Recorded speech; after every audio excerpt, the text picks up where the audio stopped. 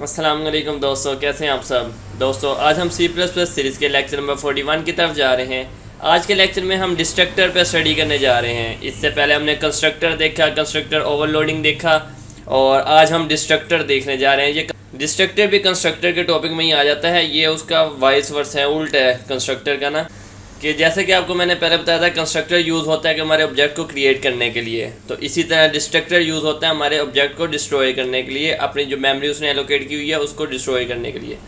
तो ये हम आज पढ़ने जा रहे हैं। तो बिना टाइम वेस्ट किए अपना लेक्चर स्टार्ट करते हैं।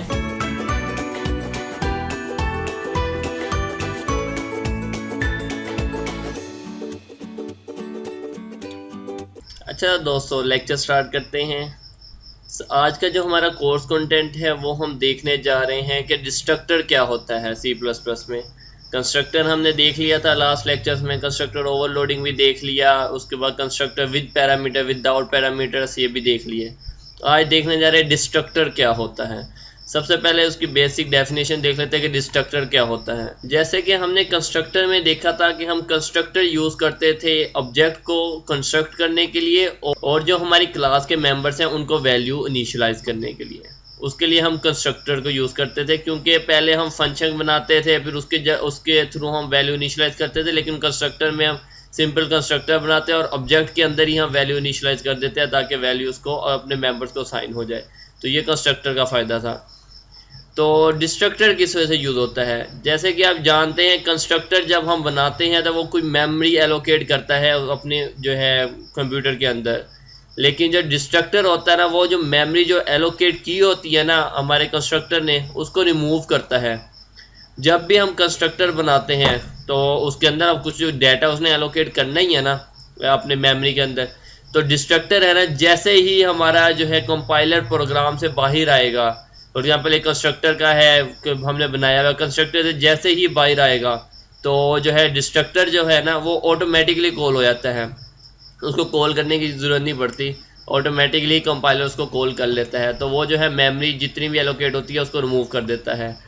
कंस्ट्रक्टर को तो जब हम ऑब्जेक्ट बनाते हैं ना, तो उस जैसे ही हम अपनी क्लास का ऑब्जेक्ट बनाएंगे तो कंस्ट्रक्टर कॉल हो जाता है। जिसी तरह ही हम कंस्ट्रक्टर से निकलेंगे तो डिस्ट्रक्टर ऑटोमेटिकली कॉल हो जाता है, उसको हमें सेपरेट कॉल करने की ज़रूरत नहीं पड़ती।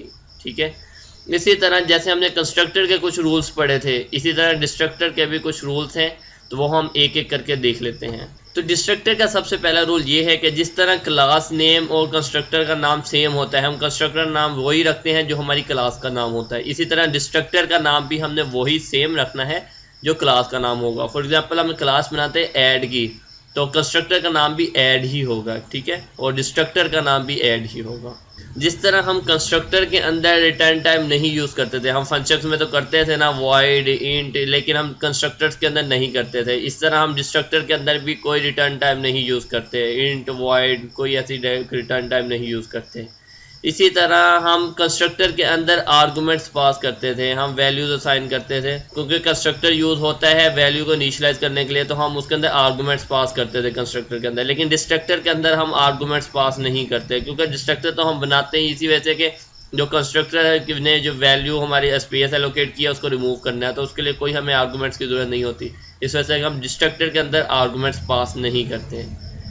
फोर्थ पॉइंट ये है कि अब कंस्ट्रक्टर और डिस्ट्रक्टर इन दोनों में कोई डिफरेंस भी तो होगा, क्योंकि कंस्ट्रक्टर में भी अगर वही सेम नेम हमने रखना है क्लास का और डिस्ट्रक्टर भी हमने सेम नेम क्लास का रखना है, तो कैसे पता लगेगा कि ये कंस्ट्रक्टर है ये डिस्ट्रक्टर है। ठीक है, उसके लिए हम टिल्ड साइन यूज़ करते हैं। ये साइन होता है जो 1 2 ऊपर नंबर होता है, हम शिफ्ट दबा के 1 से पिछला जो एक की होती है ना ऊपर है कोमा, आप शिफ्ट दबा के उसको प्रेस करें तो ये टिल्ड साइन आ जाता है, तो आप वहाँ जाके इसको यूज़ कर सकते हैं। तो जब भी आपने डिस्ट्रक्टर बनाना है ना, उसके स्टार्ट में आपने ये टिल्ड साइन यूज़ करना है। फॉर एग्जांपल मैं क्लास का नाम लिख लेता हूँ ऐड, तो ऐड से पहले अगर मैं ये टिल्ड साइन यूज़ कर दूंगा तो इसका यही मतलब है कि हमने अब डिस्ट्रक्टर बना दिया। अब ये कंस्ट्रक्टर नहीं है, अब ये डिस्ट्रक्टर है। ठीक है, बाकी कॉल इसको ये खुद ही कर लेता है, जब कंपाइलर ब्लॉक जैसे भी कंस्ट्रक्टर से बाहर निकलता है वो खुद ही डिस्ट्रक्टर को कॉल कर लेता है। ठीक है, फिफ्थ पॉइंट ये है कि हम डिस्ट्रक्टर को पूरे प्रोग्राम में जस्ट 1 टाइम यूज़ कर सकते हैं, क्योंकि हम जो है हम कंस्ट्रक्टर तो एक से ज़्यादा बना सकते हैं, क्योंकि जब हमने कंस्ट्रक्टर ओवरलोडिंग पढ़ा तो हमने एक सेम नेम से एक से ज़्यादा कंस्ट्रक्टर्स बनाए। लेकिन डिस्ट्रक्टर हम एक ही बनाते हैं और उसी से ही जो है एक ही डिस्ट्रक्टर से वो सारे उसको एलोकेट जो मेमोरी होती है उसको रिमूव कर देता है। इसी तरह नेक्स्ट हम डिस्ट्रक्टर की एक एग्जांपल करके देखते हैं, जिसके अंदर हम पहले जो है कंस्ट्रक्टर बनाएंगे, फिर एक डिस्ट्रक्टर बनाएंगे, फिर कंस्ट्रक्टर को कॉल करेंगे, जिससे हम देखेंगे डिस्ट्रक्टर ऑटोमेटिकली कॉल हो जाएगा, ठीक है, और वो मेमोरी जो एलोकेट होती है वो रिमूव कर देता है, ठीक है। सबसे पहले मैंने एक क्लास बनाई एम्प्लॉय की, उसके अंदर मैंने प्राइवेट डाटा भी कोई नहीं लिया क्योंकि मैं आपको जस्ट एग्जांपल देने जा रहा हूँ, क्योंकि मैंने आपको कंस्ट्रक्टर में बताया था कि कंस्ट्रक्टर हमेशा पब्लिक में ही रखा जाता है, प्राइवेट में रखा नहीं जाता, तो इस वजह से मैंने पब्लिक ले लिया। और उसके अंदर मैंने एक एम्प्लॉय नाम का एक कंस्ट्रक्टर बनाया, ठीक है, जिसके अंदर हम फर्दर कोड लिख रहे हैं। तो मैंने कोड लिखा कंस्ट्रक्टर इन्वोक्ड।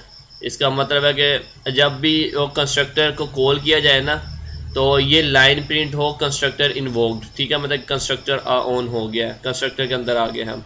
उसके बाद अब ये आप देखेंगे, अब मेन बात ये है कि अब हमने ये डिस्ट्रक्टर बनाया है, इसके अब स्टार्ट में देखिए हमने टिल्ड साइन यूज़ किया है, जिससे पता लग गया कि ये डिस्ट्रक्टर है।